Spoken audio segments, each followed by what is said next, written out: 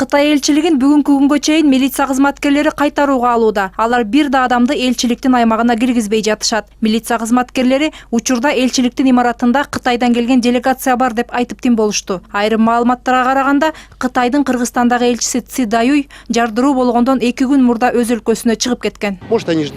Мүмкүн кылмышкерлер элчи түшкөн кортеждин чыгышын күтүшкөндүр. Балким дагы башка иш-чаралар болорун болжогондур. Бирок адамдык фактордон улам терс мүдөөсүн ишке ашыра албай калды.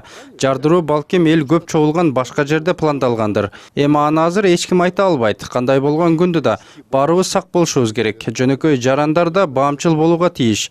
Себеби террористтик аракеттерге даярданган адам белгилүү болот. Кытайга ушундай коркунучтарга катардагы жарандарды атайын даярдашат. Террористтик акттын кесепетинен жеңил жараат алган 2 жаран бүгүн бейтапканадан чыгарылды. Ал эми тергөө иштери ушул күнгө чейин аягына чыкпай жатат. Мындан улам жангешти ким болгону, ал жардырууну кандай максатта жасаганы азырынча аныктала элек. Буга канча убакыт сарпталары да белгисиз. Тергөө ыкчам тобу бул жерде өзүнүн ишин алып барууда жана ошондой эле Кыргыз Республикасынын мамлекеттик улуттук коопсуздук комитети тарабынан терроризм фактысы боюнча кылмыш иши козголду.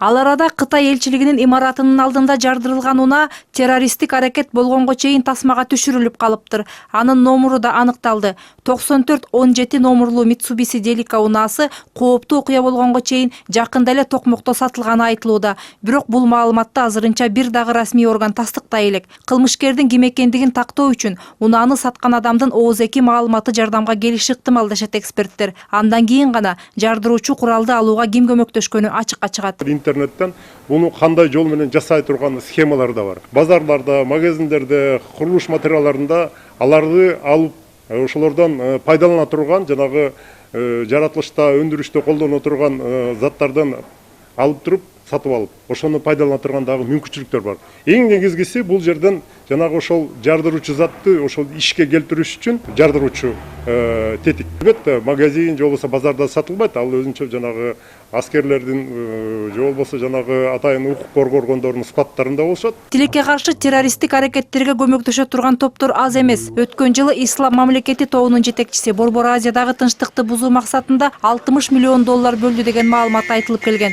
Кытайга каршы иш алып барган уйгур сепаратисттери да болушу мүмкүн. Азырынча бир жактуу пикир айтуу кыйын. Мээрим Ташыбекова, Алтын Каныбек уулу, НТС.